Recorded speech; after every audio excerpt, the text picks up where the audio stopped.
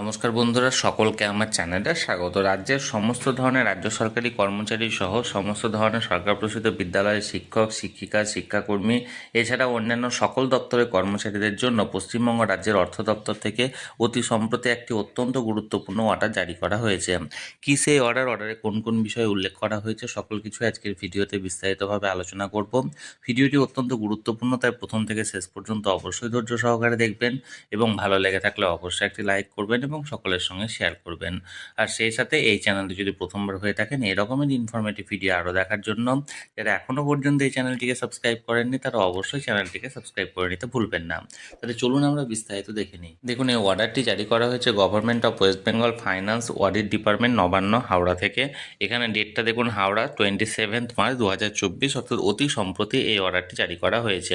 মেমোরেন্ডামে কি বলেছে দেখুন, in view of the 18th general election to the house of people 2024, অর্থাৎ parliamentary election 2024 schedule to be held on 19-26 April 2024, 7, 13, 20 এবং 25 May 2024 and 1 June 2024 in different parliamentary constitution and simultaneous by election to to assembly constitution as detailed in following table.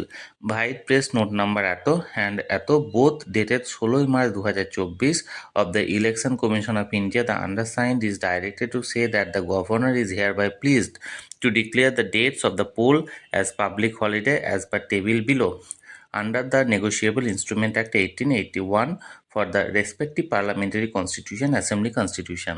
অর্থাৎ এখানে 7 দফায় election হওয়ার কথা আছে, Lok Sabha general election যেটা, যার মধ্যে যে ডেটগুলি হলো 19 এপ্রিল, 26 এপ্রিল, এছাড়াও 7ই মে, 13ই মে, 20 মে, 25 মে, এছাড়াও 1 জুন। এই ডেটগুলিতে বিভিন্ন রকমের এলাকাতে বা বিভিন্ন রকমের পার্লামেন্ট কেন্দ্রে ইলেকশন হওয়ার জন্য এই সমস্ত গভর্নমেন্টের তরফ থেকে এই পাবলিক হলিডে ডিক্লেয়ার করা হয়েছে এবং নিম্নলিখিত সারণী অনুযায়ী, অর্থাৎ কোন এলাকা কোন দিন ছুটি থাকছে সেটা একবার দেখে নিন। দেখুন, ফার্স্ট ফেজে আছে কোচবিহার, আলিপুরদুয়ার, জলপাইগুড়ি। এদের হলিডে ডিক্লেয়ার হচ্ছে 19 এপ্রিল 2024 শুক্রবারের দিন। দেখুন, সেকেন্ড ফেজে হচ্ছে 26 এপ্রিল শুক্রবার, যেটা সেটাতে হচ্ছে দার্জিলিং, রায়গঞ্জ, বালুরঘাট। এখানে 26 তারিখ এখানে ছুটি দেওয়া হয়েছে। থার্ড ফেজে হচ্ছে 7ই মে, এখানে হচ্ছে আপনার মালদহ উত্তর, মালদহ দক্ষিণ, জঙ্গিপুর এবং মুর্শিদাবাদ। তারপরে হচ্ছে 13ই মে, এখানে হচ্ছে বহরমপুর, কৃষ্ণনগর, রানাঘাট, বর্ধমান পূর্ব, বর্ধমান, দুর্গাপুর, আসানসোল, বোলপুর এবং বীরভূম। এছাড়া 20 মে হচ্ছে বনগাঁও, ব্যারাকপুর, হাওড়া, উলুবেড়িয়া, শ্রীরামপুর, হুগলি, আরামবাগ এবং 25 মে শনিবারের দিন তমলুক, কাঁথি, ঘাটাল, ঝাড়গ্রাম, মেদিনীপুর, পুরুলিয়া, বাঁকুড়া, বিষ্ণুপুর।